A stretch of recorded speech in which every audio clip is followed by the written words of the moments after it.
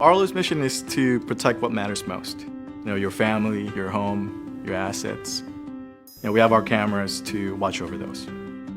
The way we design right from ground up is to have very simple interface, very easy to install, no wires to run. This is very easy, plug and play. So development for EcoShow was very easy for us. The reason being we already have Arlo Connect, which provide cloud APIs. We were excited about opening up our API so that we can deliver the video and deliver that experience to our customer. So we can reduce the multiple steps involved in identifying what exactly happening in your home.